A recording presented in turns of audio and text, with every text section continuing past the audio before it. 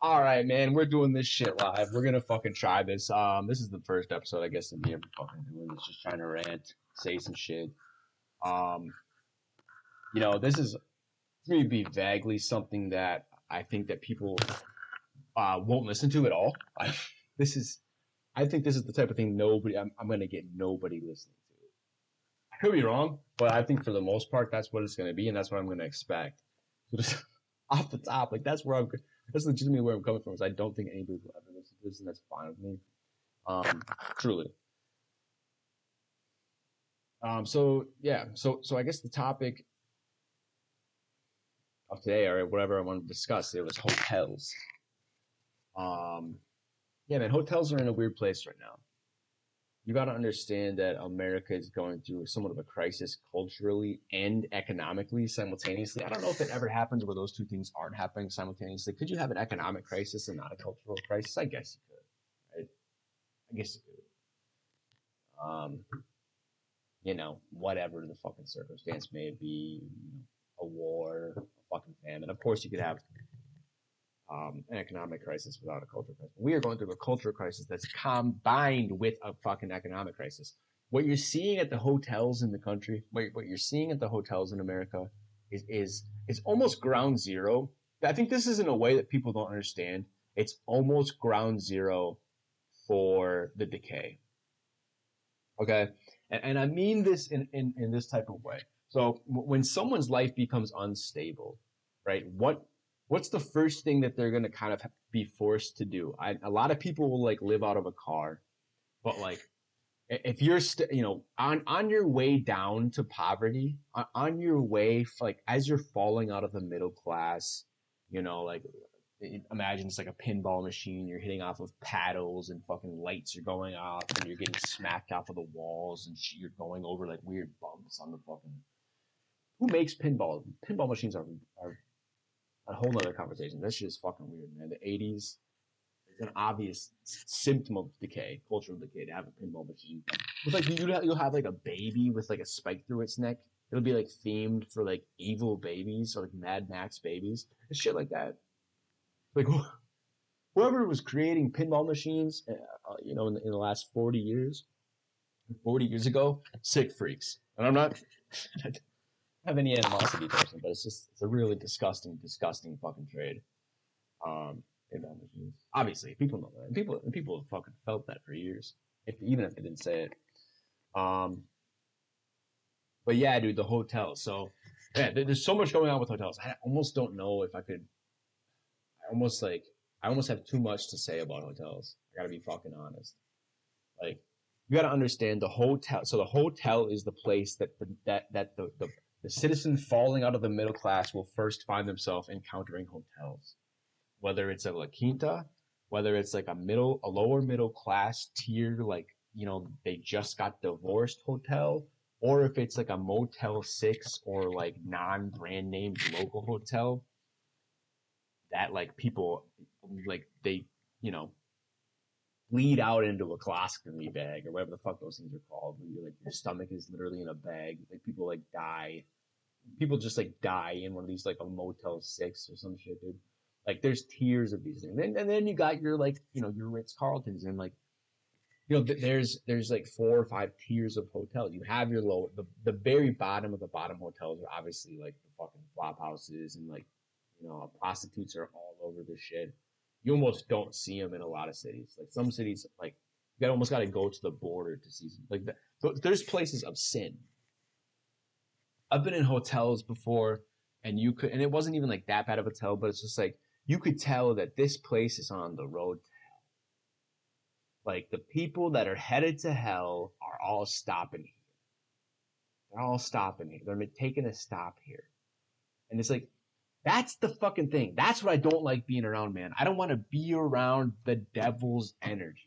I don't want to be around the energy of the demon dragging you down to hell. And when the guy staying in the room next to you is on that path, it's tough not to be fucking dragged into that through the fucking energy field that perpetuates. It's like these places were fucking built on the Indian burial ground. You got to understand like the synchronicity that occurs when people find themselves in these places. It's like I'm not the type of person to really be there, but I haven't been like the worst of the worst, but I've been in some hotels before that are like, dude, I gotta get out of here because this ain't me, man. It's people who have just said I don't care anymore. It's not they haven't said I don't care anymore in the sense of like they give up on being alive. They don't care anymore in the sense of living a good life.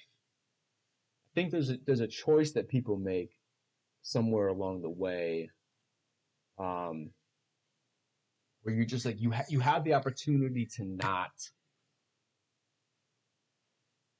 you have the opportunity to just give up. I'm not talking about being alive.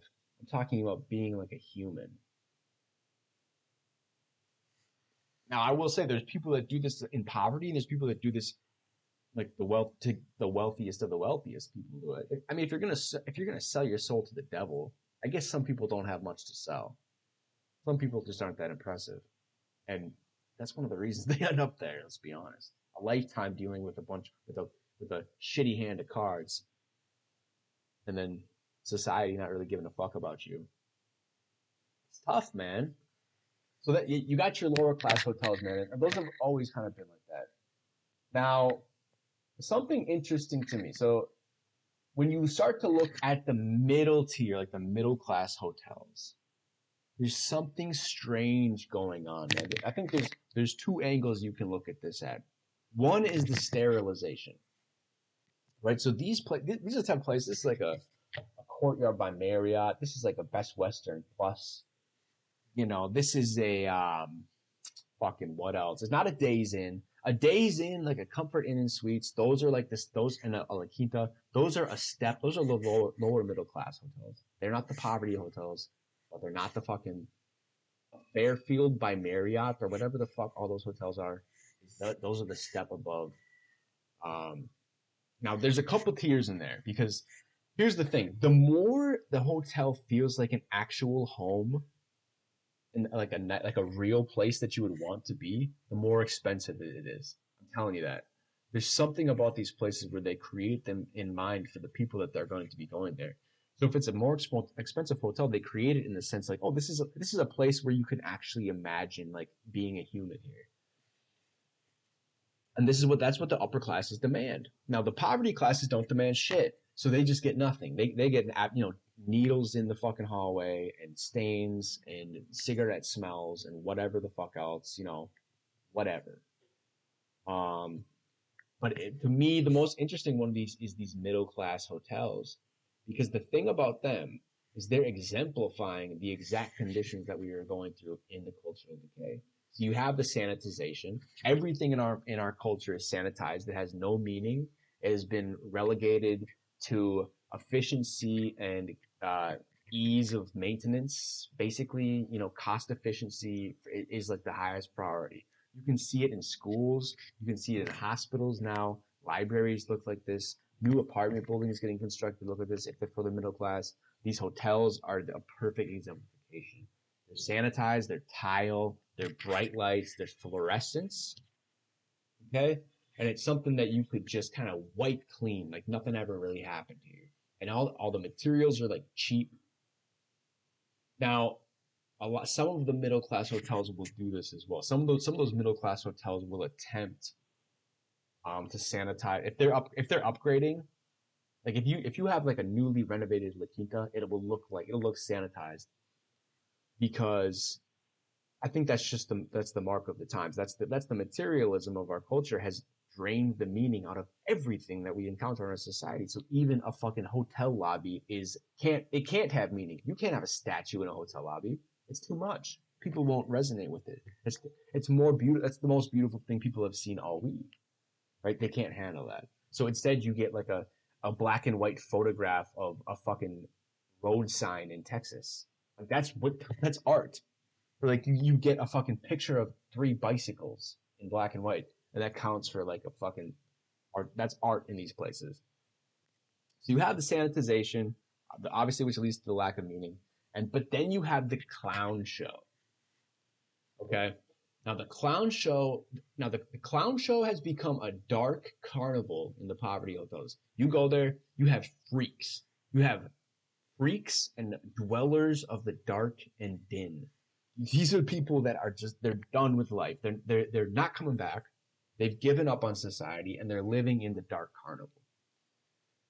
Um, you go there, you see it. You see it in the parking lots. You see it in the hollow eyes. You see it in the drugs. You see it in the obesity. You see it in the fucking meth behavior. All this fucking crackhead shit. These fucking freaks. These aren't human beings anymore. They've been so beaten by society's meaninglessness that they've tried, and every hole they've tried to fill inside of their psyche and soul with drugs and alcohol. Nothing ever fixes it, right? So eventually they just fucking give in. They become an archetype of the fucking dark carnival. Actually, at least it gives you a place to feel like you belong. When society says, um, I care about you. Now, that's kind of always the case. The real kicker is that the middle class hotels are starting to get in on the act. Okay? There's a specific clownish nature going on in the design, the architectural design, and then the interior decor. You can tell these people. It's unintentional. If it's unintentional, it's unintentional in a way that is coalescent with the emergent outcomes, which are actually exemplary of the society's perturbations and changes and state as is. It's the garishness. It's weird colors. Um, it's cartoonishness. It's screens. It's brightness. Even these middle class hotels are attempting to become a clown show because the people of the country are clowns. You understand the middle class in this country is a joke. We have become a joke. Go look at it. People, 40-year-olds are wearing sweatshirts. Okay. The main fucking footwear for the country are basketball shoes. Okay? Tennis shoes. Now, I got nothing against tennis shoes, but you can see. Go look at the women of the country, man. Their faces are painted like clowns. They are clowns. We are clowns. The middle class is a clownish place. It's a place of single mothers.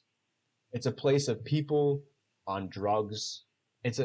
Go to any fucking like mid-tier hotel. You're gonna find like 3 people that are smoking fucking pre-roll packaged fucking marijuana that's fucking like in neon colors from the local dispensary, and they're high. They're faking their life. They don't even know what's happening. They're clowns. It's all cartoon. It's cartoonish. It's an absolute joke. And so then the hotels know this, and I don't know if it's the hotels say, hey, we see the people are clowns now. Let's get a little clowny so that they feel at home.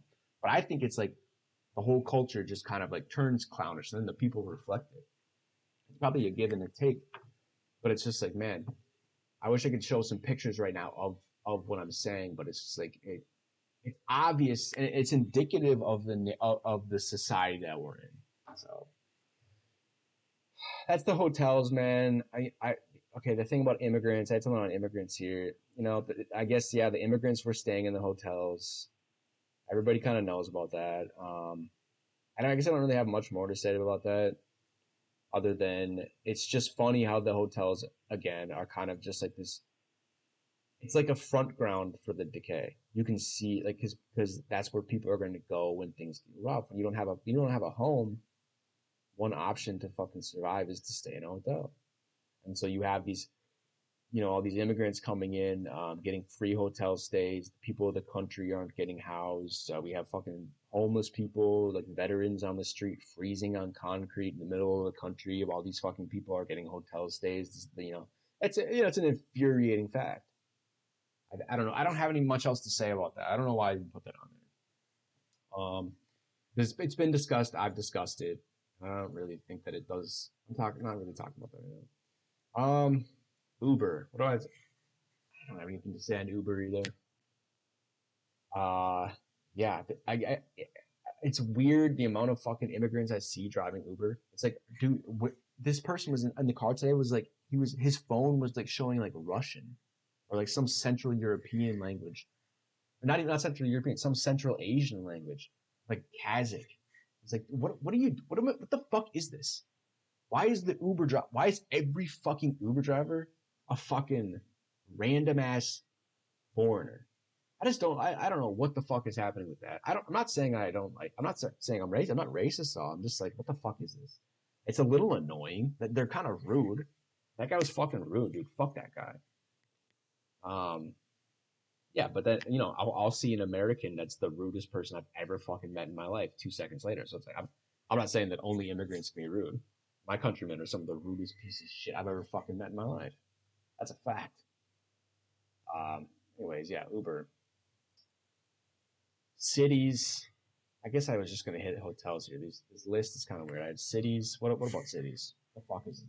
I'm not talking about cities, man. Everyone knows about cities, right? I don't know. I guess cities are the thing that make I don't know, man. It is kind of funny how people conceive of their lives as somewhat separate from what they are, right? People think of America as kind of a crowded place. Man, America is so empty. You know how big this place is. Cities are the last safe place for humanity, ironically. It's going to be like, we don't know how to survive in the places that we should. The least safe place for a human on the planet is actually a city. That's like a truth, unless you're on a highway. I would say the least safe place on the planet for a human being is a city, other than a highway or like a garbage facility or a construction site. I don't know, whatever. But yeah, man, the cities are just getting. I was thinking about and the last thing on my list is fucking Canada. For some reason, I'm thinking about Vancouver. My whole idea that China is going to eventually have city states all up and down the fucking western edge of North America, from Vancouver to fucking Santiago, Chile. We'll see. We'll see what happens. I don't even know, man. I don't even care anymore. You know, if I was the Chinese and I came to the Oregon coast, do you know how fast I would leave? Do you know how fast I would leave the Oregon coast if I was a fucking Chinese person? God. God, I would leave fast. God, I would get out. I would be so sickened. If I was a Chinese person and I came to the rocky, cold, frigid, fucking weird, freak-laden Oregon coast, I would immediately leave. There's no fucking. It's not an economic zone. This is the thing about the Chinese invasion, which is imminent, pending the next 5 years, is that they don't really care about dominion over. I mean, they might fucking try. They might try to subdue some populations. Who knows? They might get active. They might get a little busy. I don't know. But let's be fucking very frank. The Chinese will never have any interest. Actually, they might have some interest in Portland. Maybe. They might have some interest in Oregon as like a highway. They might develop it into a highway between like fucking Tijuana and Vancouver, you know?